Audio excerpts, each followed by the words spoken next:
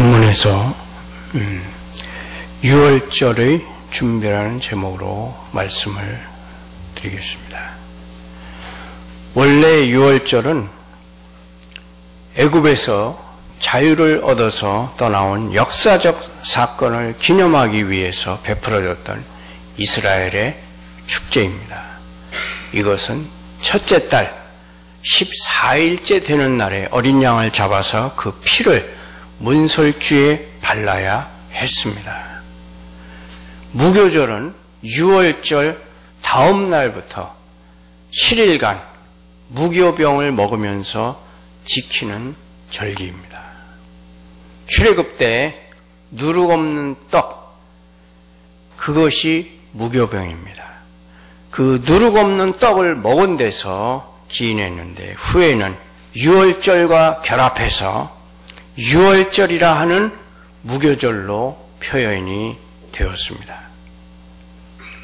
이 본문에는 이제 세 부류의 사람들이 나와서 6월절을 준비합니다. 우리는 항상 내일을 준비하면서 오늘을 삽니다. 오늘을 어떻게 사는가는 장래를 위한 확실한 투자입니다. 본문에 나오는 세 부류의 사람들은 미래를 어떻게 준비했습니까? 첫째로 1절과 2절에 종교 지도자들의 준비가 있습니다. 이스라엘의 최대 명절인 6월절이 다가왔습니다. 전에도 그리스도의 목숨을 빼앗으려는 시도가 있었지만 이 음모는 과거의 어떤 시도보다도 더 깊은 것이었습니다. 모든 고관들이 이 일에 합세했기 때문이었습니다. 대제사장들과 또한 시민적인 문제들을 판결하는 장로들과 율법 학사인 서기관들은 모두가 산헤드린 공회의 회원들이었는데 모두 함께 공모하였습니다. 그들은 대제사장의 관정에 모였고 예수님을 흉계로 잡아 죽이려는 것이었습니다. 그의 피를 흘려 죽여야만 그들의 계획이 이루어지는 것이었습니다.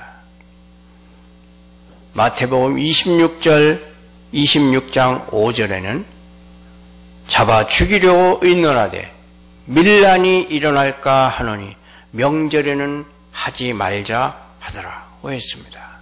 명절에는 하지 말자. 왜 그랬습니까? 그 6월절이 거룩하기 때문이었을까요? 아니면 그날의 종교적 행사를 방해하고 싶지 않기 때문이었을까요? 그것이 아니었습니다. 바로 밀란이 일어날까 하여 그렇게 한 것입니다. 그들은 백성들이 그리스도를 높이 기린다는 것을 알고 있었습니다. 그런데 백성들이 다 모이는 명절에 그리스도를 붙잡아 죽인다면 백성들 가운데 큰 소요가 일어날 위험이 다분하였습니다. 그 당시에 예루살렘에는 이스라엘 전국뿐 아니라 그야말로 지중해권에 있는 흩어진 이스라엘 백성들까지도 많은 사람들이 6월절을 지내기 위해서 예루살렘에 모여들었다고 합니다. 그래서 그때 모인 인구가 아마도 거의 100만 명에 이르렀을 것으로 추측을 합니다. 그야말로 어마어마한 숫자였습니다. 백성들이 그를 선지자로 높이 받들었기 때문에 그들은 백성들의 밀란을 두려워할 수밖에 없었습니다. 그들은 하나님을 두려워해서가 아니라 백성들을 두려워해서 멈칫하였습니다. 그들은 하나님의 존귀가 아니라 자신들의 안전에만 관심이 있었습니다.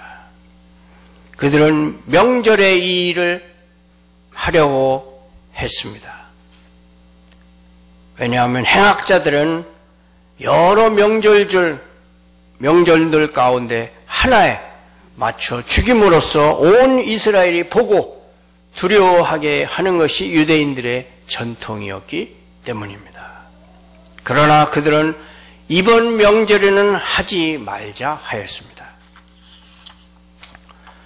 그러나 하나님은 그들의 악한 계획을 오히려 구원의 섭리로 사용하셨습니다.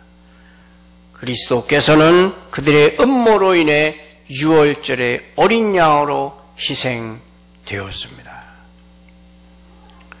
두 번째로 3절과 6절에 가룟 유다의 준비가 나옵니다.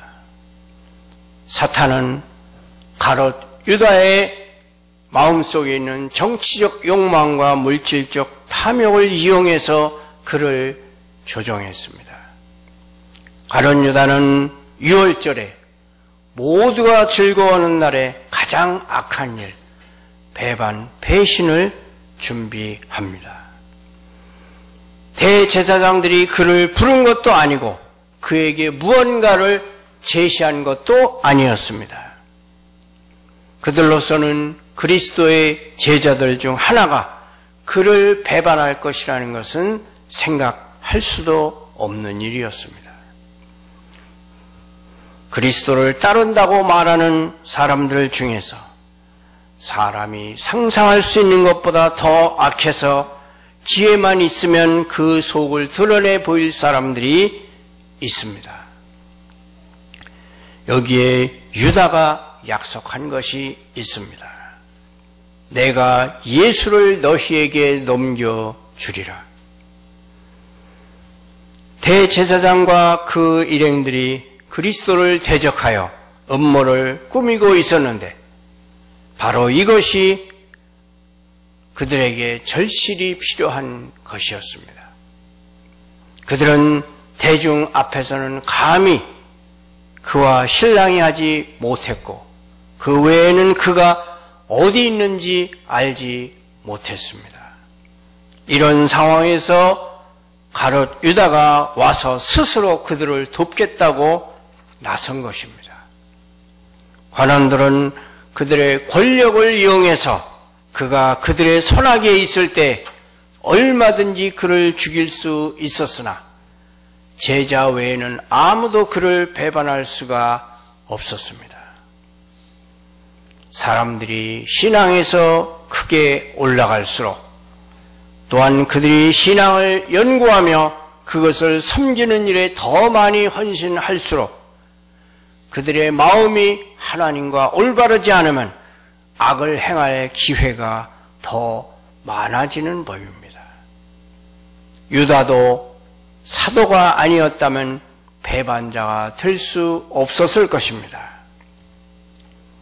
이런 일의 대가로 유다가 요구한 것이 있습니다. 바로 돈이었습니다. 유다가 그의 주를 배반하는 것은 오로지 그 대가로 돈을 얻으리라는 희망 때문이었습니다.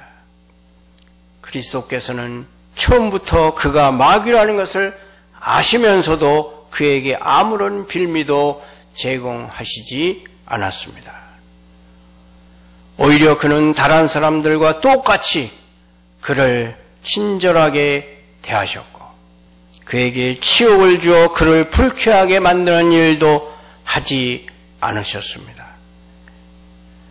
예수님은 유다에게 기꺼이 사도의 직분을 주셨고 그를 전대를 관리하는 자로 삼으셨습니다. 유다를 배반자로 만든 것은 주 예수님에 대한 혐오도 주님과의 분쟁도 아니었고 순전히 돈에 대한 욕심이었습니다. 욕심 많은 유다는 탐욕으로 결국 제사장들에게 가서 얼마나 주려느냐고 물었습니다. 돈이 모자라는 것이 아니라 돈을 사랑하는 것이 모든 악의 뿌리요 또한 그리스도를 배반하는 악행의 뿌리입니다. 대제사장들은 은 30을 주었다고 마태복음 26장 15절은 말합니다.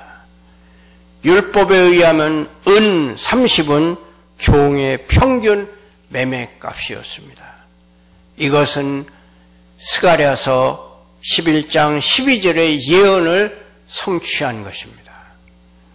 스가랴서는 기원전 520년경에 즉 예수님 당시로부터 약 500여 년 전에 이 일이 일어날 것을 예언을 하였습니다. 스가랴 11장 12절은 이렇게 말씀합니다. 그들이 곧 은 30개를 달아서 내 품삯을 삼은지라 여호와께서 내게 이르시되 그들이 나를 헤아린 바 그 삭을 토기장이에게 던지라 하시기로 내가 곧 그 은 30개를 여호와의 전에서 토기장이에게 던지고 라고 말씀합니다.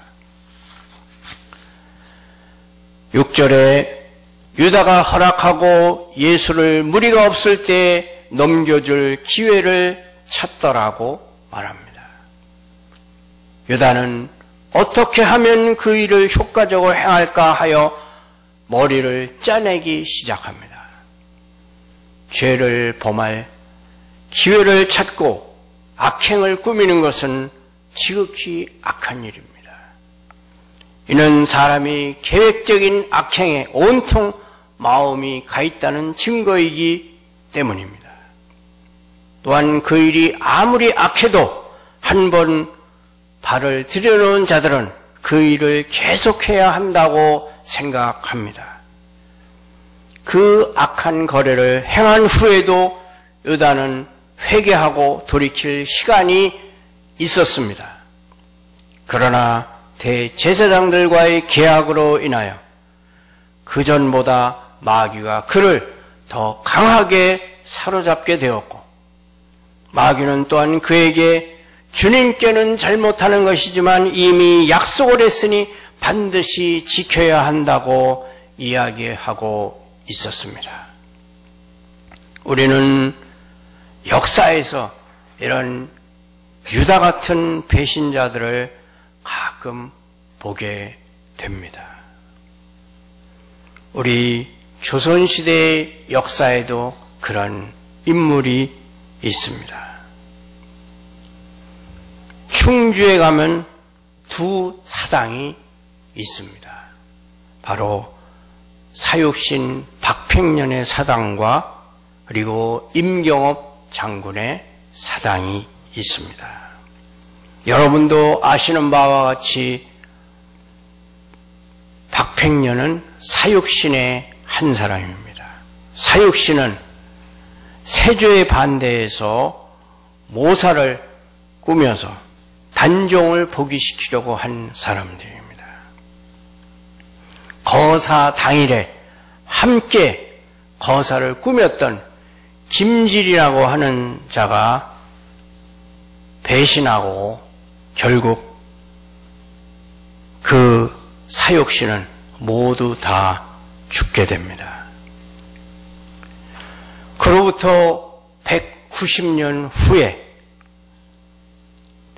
임경업 장군이, 여러분도 아는 임경업 장군이 김자점이라고 하는 간신배 배신자에 의해서 누명을 쓰고 죽임을 당하게 됩니다. 그 두 사람의 고향이 다 충주였습니다. 그런데 그 임경업 장군이 죽었을 때 그 간신배는 바로 박팽년을 배신한 바로 그 김질의 고손자 김자점이었습니다. 바로 190년 후에 사육신을 배반했던 그 김질의 고손자 김자점이 임경업 장군을 배신하고 결국에는 그 두 사람이 억울하게 죽임을 당하게 됩니다. 역사는 제멋대로 굴러가는 것 같아도 단순히 우연만은 아닌 것을 우리는 보게 됩니다. 이제 세 번째로 7절과 13절, 7절부터 13절까지 베드로와 요한의 준비가 나옵니다. 6월절 양을 잡을 때가 이르렀습니다. 예수님은 베드로와 요한에게 6월절 저녁 만찬을 준비하기 위해서 장소를 섭외하라고 지시하셨습니다. 두 제자가 주님께 어디서 준비할지 여쭤보자 주님은 너희가 성내로 들어가면 물 한 동이를 가지고 가는 사람을 만나리니 그가 너희를 집으로 안내하리라. 그리스도께서 이런 식으로 제자들에게 지시하신 것은 제자들에게 하나님의 섭리의 인도하심을 의지하여 한 걸음 한 걸음 따라가도록 가르치시기 위한 것이었습니다. 그들은 어디로 가야 하는지 또 누구를 따라가야 하는지 알지 못한 채 갔습니다.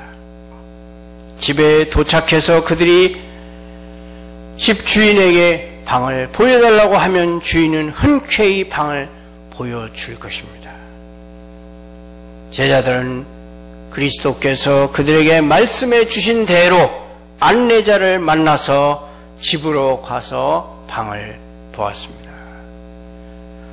그리스도의 말씀을 의지해서 행하는 자들은 일이 이루어지지 않을까 염려할 필요가 없습니다.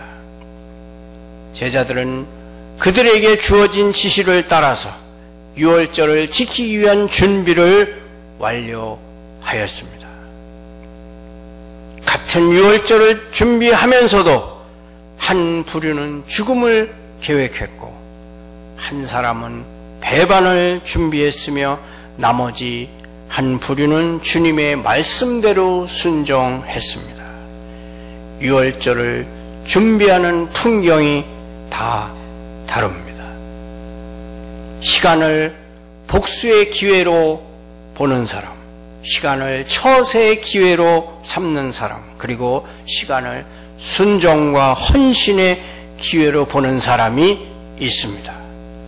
우리 모두 베드로와 요한처럼 순종과 헌신하는 사람들이 되시기를 축원합니다.